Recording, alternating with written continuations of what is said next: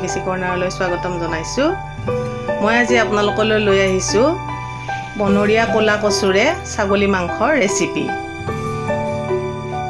তাৰ বাবে আমি প্ৰথমে ছাগলী মাংসখিনি ভালদৰে ধুই লৈ নিমখ আৰু হালধি দি প্ৰেছাৰত ৩-৪টামান হুইচেল মৰাই ল'ব লাগিব।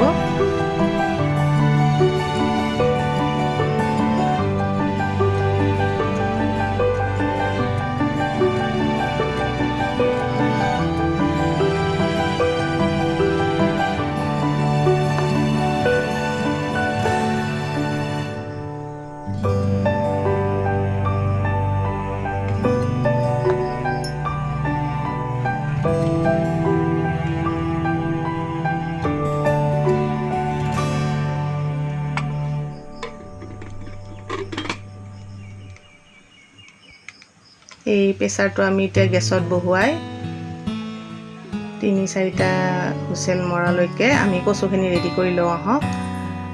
এয়া মই ঘৰৰে অৱশ্যে কচুখিনি বহুত ডাঙৰ হৈছে, সাৰ পাইছিলে সেইবাবে, এনেই সৰু থাকে আচলতে বনৰীয়া কচুবিলাক। এইখিনি মই ভালদৰে বাকলি গুচাই সৰু সৰুকৈ কাটি ল'ম আৰু কুমলীয়া পাতখিনিও লৈছোঁ মই। এতিয়া কেৰাহী এটাত ভালদৰে পানী উতলিব দিম আৰু উতলা পানীতহে বহুৱাব লাগে কচুটো। সেইবাবে মই ভালদৰে পানী গৰম হৈছে, ইয়াতে এতিয়া কচুখিনি বহুৱাই দিম।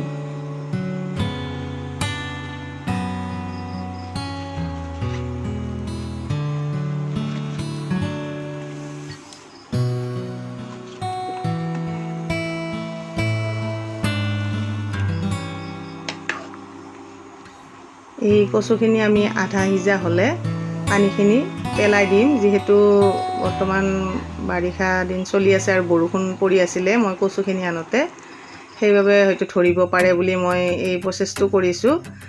আপোনালোকে যেতিয়া খৰালিত বনাব বা এসপ্তাহ ধৰি ৰ'দ দি থাকিলে বনাব, তেতিয়া আচলতে কচু নধৰে, বনৰীয়া কচু হ'লেও। গতিকে আপোনালোকে তেতিয়া ডাইৰেক্ট বইল কৰিলে হ'ল, পানী পেলাব নালাগে। মই বাৰিষাৰ বতৰৰ কাৰণে পেলাইছোঁ, আৰু পানী পেলালে আচল কচুৰ যিটো গুণাগুণ, সেই গুণাগুণটো নোহোৱা হয়। সেইবাবে তাৰ উপকাৰিতাৰ বাবে আপোনালোকে পানী নেপেলোৱাকৈ খালে বেছি ভাল হয়। এতিয়া মই দ্বিতীয়বাৰ বহুৱাম। দ্বিতীয়বাৰো পানীখিনি ভালদৰে গৰম হ'ব লাগিব। ঠাণ্ডা পানীত কচু কেতিয়াও নবহাব, খাবও ভাল নালাগে আৰু মানে অলপ ধৰা চান্সটোও থাকে, ধৰা চান্সটো। এতিয়া মই ইয়াতে নিমখ দিম এচামুচ, আৰু মই সৰু বিলাহী দিছোঁ, ইয়াতে 10-12টামান আছে, আৰু 3-4টা কেঁচা জলকীয়া সৰু সৰুকৈ কাটি দিছোঁ। এইখিনি এতিয়া মাজে মাজে লৰাই থাকিম ভালদৰে সিজি অহালৈকে।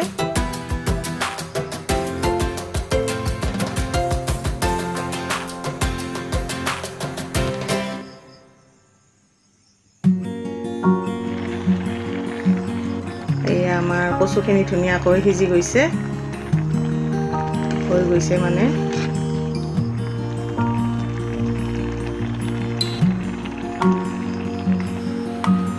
এতিয়া আমি দুইখিনি ভালদৰে তেল দিব লাগিব।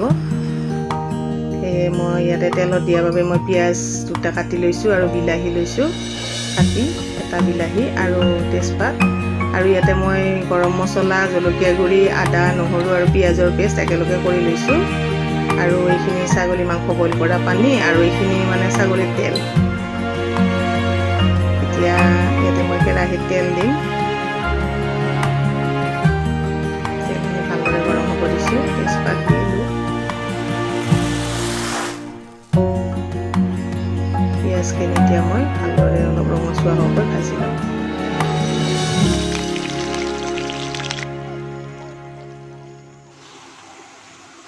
ইয়াতে মই এতিয়া এই ৰঙচুৱা হৈছে, বিলাহীখিনি দি দিলোঁ।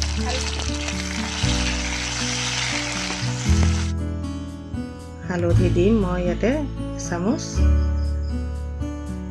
আৰু বিলাহীখিনি অলপ ভাজা যোৱালৈ, সিজি যোৱালৈ অলপমান ভাজি ল'ম।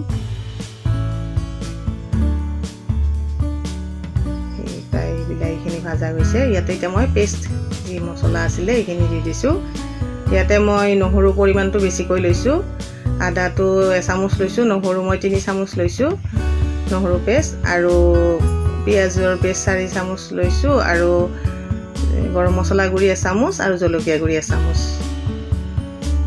আদাটো নিদিলেও হয়, কচুত নিদিয়াকৈ খাব লাগে আচলতে। আদা দিলে অলপ ডিঙিত ধৰে বুলি কয়। যিহেতু ছাগলী মাংস আছে গতিকে মই 1 চামুচ দি দিছোঁ আৰু এইকাৰণে। আৰু এয়া মই জিৰা আৰু ধনিয়াৰ গুড়ি একেলগে মিক্স কৰি লৈছোঁ। ইয়াতে মই ইয়াৰে 1 চামুচ দি দিম।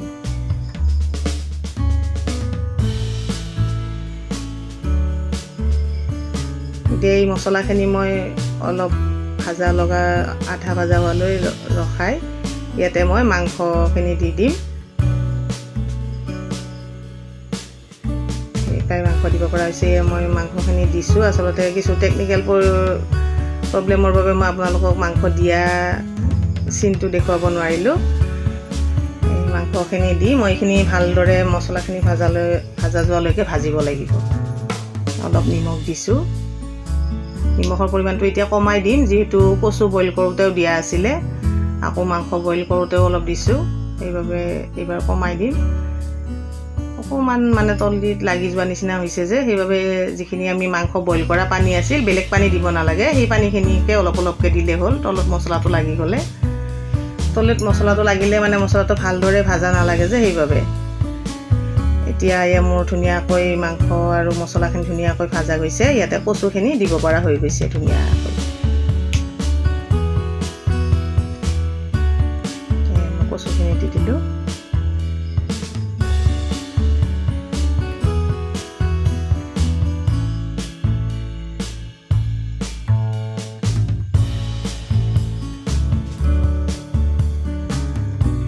ইয়াতে মই এতিয়াই এই মাংস বইল কৰা পানীখিনিও ইয়াতে এতিয়াই দি দিম। আৰু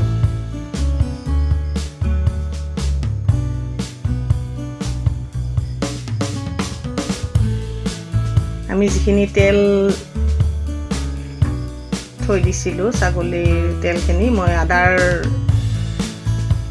পানীত থৈ দিছোঁ, এইখিনি মই হোৱাৰ আগ মুহূৰ্তত দি দিম। নমোৱাৰ আগে আগে দিলে হ'ল, আগতে দিলে নোহোৱা হৈ যায় তেলখিনি। প্ৰায় আমাৰ হৈছে। এতিয়া আমি তেলখিনি দি দিলোঁ ইয়াতে।